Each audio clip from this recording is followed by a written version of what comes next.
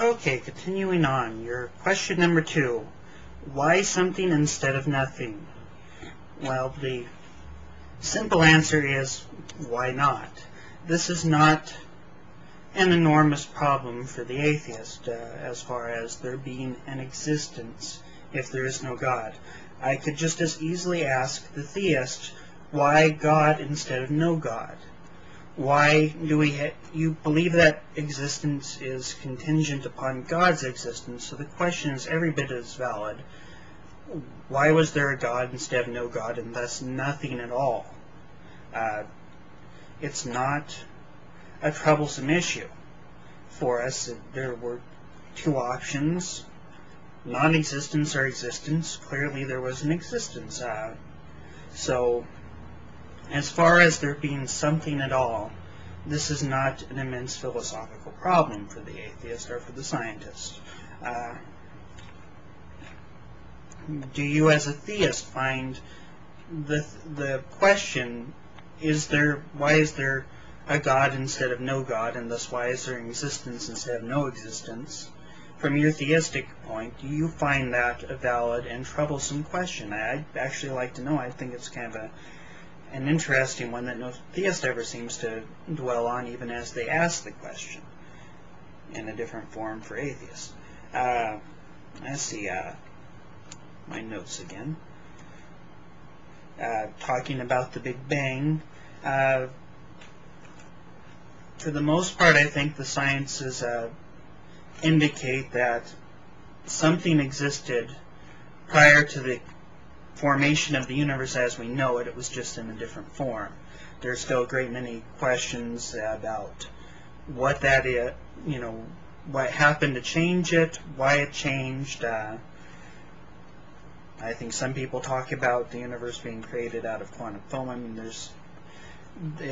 the theory is really of the Big Bang, the formation of the universe, the exact moment of the Big Bang is cutting-edge science. It's something that the closer you get to it, the harder it is to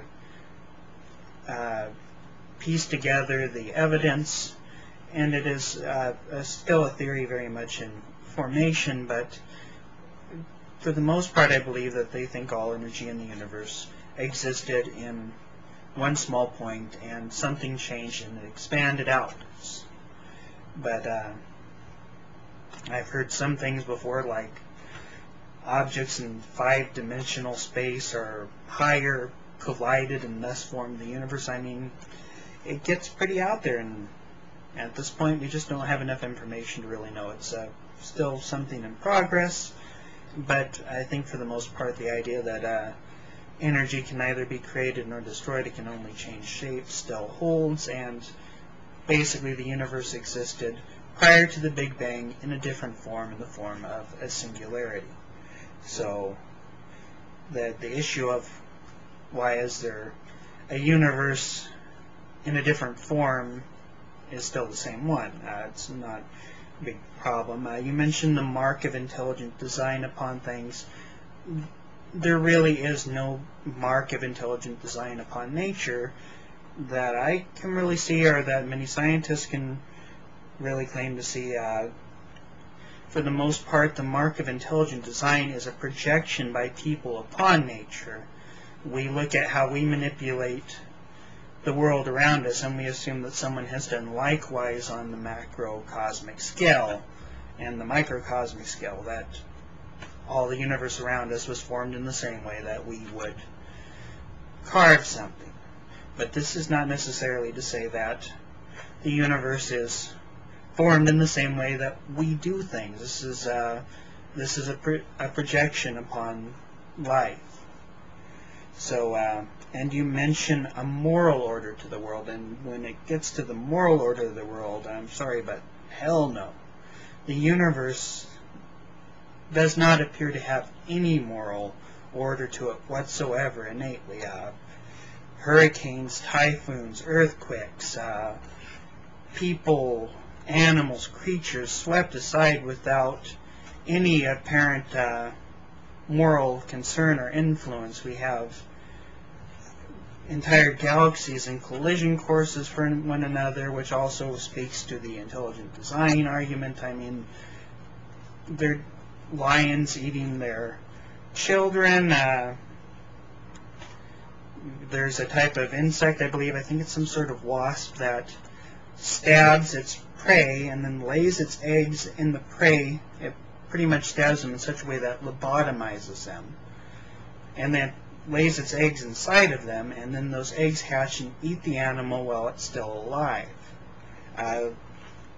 Looking at the universe and the natural world, there doesn't seem to be any sort of innate moral order. I mean, not only does that, much like the intelligent design, seem a projection, but it seems one that has even less basis in the intelligent design. Okay, moving on to question 3, we get into, it looks like you're kind of segueing into morality again. It seems like question 3 and question 4, I think, blur into each other. All morality. Evolution can explain a basic altruistic impulse, and it can explain cooperation. The animals that happen to receive mutations and inclinations to cooperate with one another in some environments thrive very well. And to some extent, this the altruistic impulse to do right by your fellow animals, to some extent, to give them of your excess in the hope that they would give you of their excess, was a profitable one. Resources are not always evenly distributed. It was able to compensate for that. You were able to get a greater amount of your pack, basically, your tribe, through rough times, and thus they were there for you when you needed them. It's a basic principle. It works. That's a very basic, small part of morality. And it's an explanation for evolutionary origins to them. The larger picture of morality pretty much comes from an emergent process of the human brain. It is pretty much our ability to logically deduce and to understand that creatures like us superficially actually might be pretty much exactly like us, and thus suffer in the same way as we do, and that ultimately harming them is the same as if we harmed ourselves. I did a video on the issue of morality and empathy as a matter of logical deduction. You might want to check that out. I don't really want to waste up time going through it too much. You talk about prescriptive versus descriptive morality. This is a false dichotomy. Descriptive and seeing what's around, and prescriptive planning for the future. This planning for the future is pretty much a result of logical deduction and learning from the past, seeing the mistakes that happened in the past and trying to make sure that they do not reoccur. That's, again, part of our higher brain function, that we can work these things out. It's a false dichotomy to try and say that one can naturally occur and not the other. And also you get into how we would need to have some part of us that understands evolution's goals for our developing morality. Again, this is a matter of not understanding evolution. Evolution doesn't have goals. It's not a goal-oriented process. Evolution is results, but it's not trying to produce anything.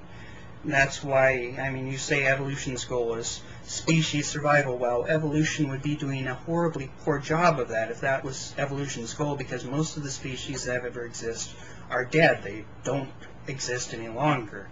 Evolution would be doing a crappy job. Evolution is just our description for the process by which biological diversity occurs. There's nothing trying to guide the process. There is no force in the same way that the Jedi force exists all around us, interacting with us and influencing us as some sort of cosmic entity. Evolution is not like that. It's a description for natural functions that we have found. So, morality is not produced by observing and anticipating evolution's goals. It doesn't have them. It's produced by results. it does not instruct at all. Your caveman analogy, very flawed.